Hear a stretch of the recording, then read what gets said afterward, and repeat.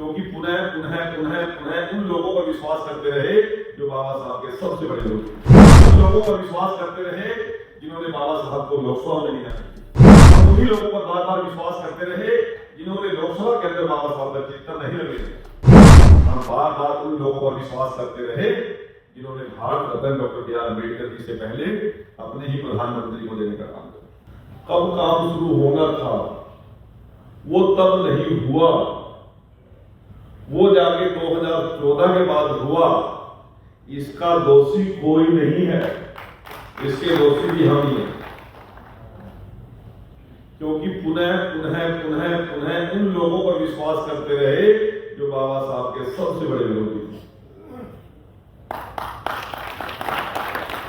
उन लोगों पर विश्वास करते रहे जिन्होंने बाबा साहब को लोकसभा में नहीं आने दिया।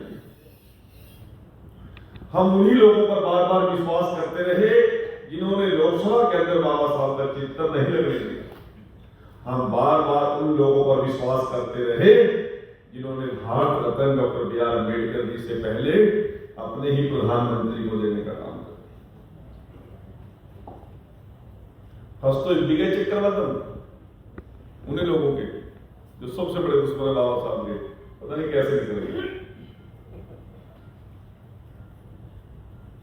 इस लोकसभा चुनाव में भी फंसे हो, इस विधानसभा चुनाव में भी फंसे हो, और आगे कोई गारंटी नहीं है कि आगे नहीं फंसोगे। जिन लोगों ने बार बार बाबा साहब को अपमानित करने का काम किया, जिन्होंने बाबा साहब के विचार और जो संविधान में लिखे गए उसके ऊपर स्याही पोतने का काम किया, हम उन्हीं के चुंगल में बार बार फंसे। लोकसभा के चुनाव में एक व्यक्ति आया, संविधान की एक छोटी सी किताब निकाली, मंचों से बोलना शुरू किया कि यदि पूरा मोदी जी को बीजेपी की सरकार बनी तो संविधान खत्म हो जाएगा। सफल प्रयास था ये। हमने शुरुआत की है कि जिस कांग्रेस ने लगातार बाबा साहब की अनदेखी की, जीते जी भी और दुनिया से जाने के बावजूद भी, वही कांग्रेस बार बार आकर हमारे समाज को गुमराह करती है।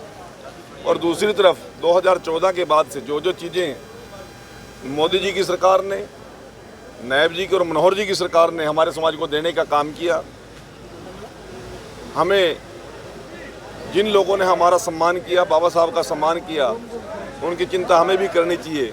और जिन लोगों ने बाबा साहब का अपमान किया, बाबा साहब को आगे बढ़ने से रोकने का काम किया, उन लोगों की चिंता हमें नहीं करनी चाहिए। इस विचार गोष्ठी के अंदर आज हम सभी लोग इकट्ठे हुए हैं और इस प्रकार के आयोजन लगातार आगे चलते रहेंगे, पूरे हरियाणा भर में भी और देश भर में भी। इस विषय को लेकर हम जाएंगे। आज के आयोजन समिति के सभी साथियों का मैं ढेरों ढेरों बधाई देता हूँ, आभार प्रकट करता हूँ, सफल आयोजन के लिए इनको साधुवाद देता हूँ। लेकिन सर, कांग्रेस तो आप पर आरोप लगाती है कि आपने अपमान किया, इसलिए जो राहुल गांधी हाथ में जेब में किताब लेकर घूमते, तो जेब में किताब लेके घूमने से कोई फर्क पड़ता है क्या?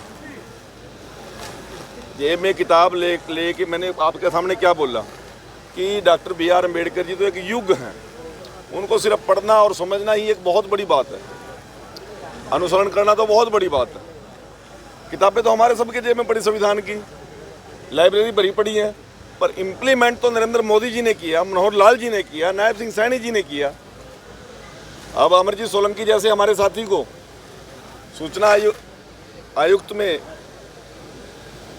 कोई नॉन रिजर्व पोस्ट है, कोई रिजर्वेशन थोड़ी है वहाँ। हमारे जैसा व्यक्ति मनोहर लाल जी की टीम में रहा, पॉलिटिकल सेक्रेटरी रहा 5 साल, वो कोई रिजर्व पोस्ट थोड़ी थी। हमारे लोगों को योग्यता के आधार पर यदि सम्मान देने का बात की, भारत रत्न राजीव गांधी जी को पहले मिलेगा, अम्बेडकर जी को बाद में मिलेगा। ये चीजें नहीं जानी चाहिए समाज के बीच में क्या? अम्बेडकर जी को जब उनका अंतिम सांस उन्होंने दिल्ली में ली, उनका पार्थिव शरीर मुंबई में तो भेज दिया, परंतु साथ साथ उनकी पत्नी को उस हवाई जहाज का बिल पकड़ा दिया, क्योंकि अम्बेडकर जी के लिए दिल्ली में कोई स्थान नहीं था। इस प्रकार की सोच लेकर कांग्रेस चली है।